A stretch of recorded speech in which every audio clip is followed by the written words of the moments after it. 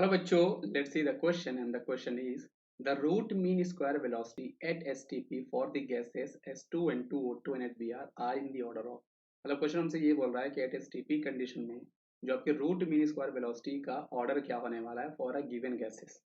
तो सबसे पहले बेटा अब हमें ये पता होना चाहिए कि जो हमारे पास रूट मीन स्क्वायर वेलोसिटी होती है वो एक्चुअल में गैसेस की होती क्या है। तो आपकी वेलोसिटी ऑफ RMS जब हम निकालते हैं तो उसका जो आपका फॉर्मूला होता है वो आपका होता है 3RT/m, मतलब √3RT/m, जहाँ पर R आपका यूनिवर्सल गैस कांस्टेंट होता है, T भी आपका कांस्टेंट है। T कंडीशन यहाँ पर बेटा आपके लिए सभी के लिए सेम रखा है, मतलब टेम्परेचर भी आपका सभी का यहाँ पर सेम होने वाला है, STP होने वाला है।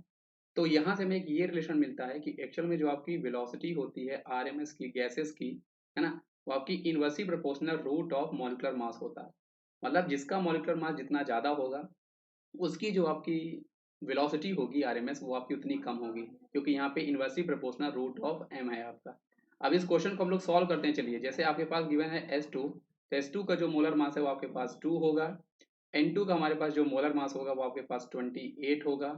O2 का जो आपका मोलर मास होगा बेटा वो हमारे पास 32 होने वाला है। और HBr जो हमारे पास है इसका मोलर मास आपके पास ऑलमोस्ट इक्वल टू 81, मतलब 80 पॉइंट समथिंग होता है 9, तो उसको हम लोग 81 बोल सकते हैं। तो ये हमारे पास है ना मोलर मास आ गया। तो आप इससे बिल्कुल अंदाजा लगा सकते हो बेटा कि यहाँ पे सबसे ज़्यादा जो आपका VRMS रहा होगा वो आपका S2 रहा होगा। उसके बाद आपका यहाँ पर बेटा रहा होगा N2, फिर आपका रहा होगा O2, फिर आपका रहा होगा HBr, सबसे कम आपका HBr का रहा होगा। ये हमारा ऑर्डर होगा। अब क्वेश्चन में यहाँ पर हमारे पास जो ऑर्डर गिवन है उसको हम लोग बेटा यहाँ पे आप देख सकते हो ऑप्शन नंबर बी आपका सही है, जो कि एक्चुअल में आप देख सकते हो आपका इंक्रीजिंग ऑर्डर बना रखा है। तो अगर ये तो आपका डिक्रीजिंग ऑर्डर है, इसको हम इंक्रीजिंग में बनाएंगे तो आपके पास HBr का सबसे कम होने वाला है, फिर आपके पास O2 का, फिर आपके पास N2 का, फिर आपके पास S2 का।